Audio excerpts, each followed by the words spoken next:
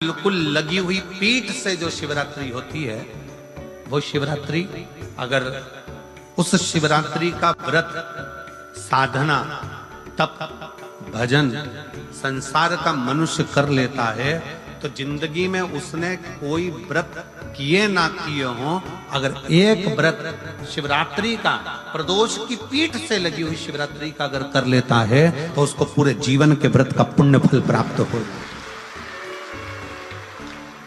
एक व्रत शिवरात्रि का प्रदोष पर्यंत की, अर्थात प्रदोष की पीठ से जुड़ी हुई। अब अगर आप कोई ब्राह्मण से, अगर कोई विद्वज्जन से, कोई पंडित जी से आप पूछेंगे प्रदोष कितनी बजे लग रहा है, वो बताएंगे। फिर प्रदोष लगने के बाद प्रदोष कब समाप्त हो रहा है, तो जिस दिन 26 तारीख हो रही है उसमें लगाया, दोनों की पीठ मिल रही, दोनों।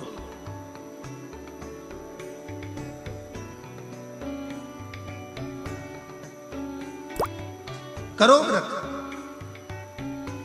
आपने कितनी भी एकादशी के व्रत करे हो, कितनी भी द्वादशी के व्रत करे हो, कितनी भी चतुर्थी व्रत करे हो, कितनी भी तीज व्रत करे हो, कितनी भी अष्टमी का व्रत करा हो, कितनी भी नवरात्रि के व्रत करा हो, कितनी भी तीज का व्रत करा हो, चाहे दुनिया के कितने भी व्रत आपने करे हो, अगर आपने एक महाशिवरात्रि का व्रत नहीं करा तो कोई व्रत का पुण्य फल आपके खाते के अंतर आ नहीं पाता।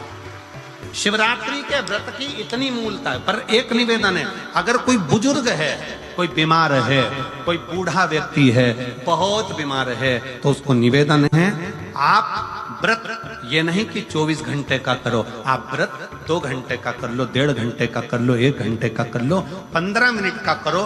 बिल्कुल लगी हुई पीठ से जो शिवरात्रि होती है वो शिवरात्रि, अगर उस शिवरात्रि का व्रत, साधना, तप, भजन संसार का मनुष्य कर लेता है तो जिंदगी में उसने कोई व्रत किए ना किए हो, अगर एक व्रत शिवरात्रि का, प्रदोष की पीठ से लगी हुई शिवरात्रि का अगर कर लेता है तो उसको पूरे जीवन के व्रत का पुण्य फल प्राप्त हो।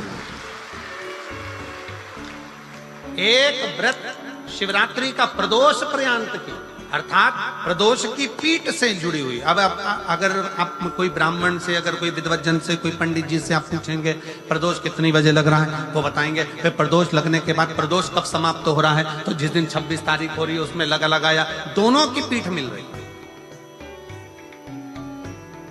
दोनों।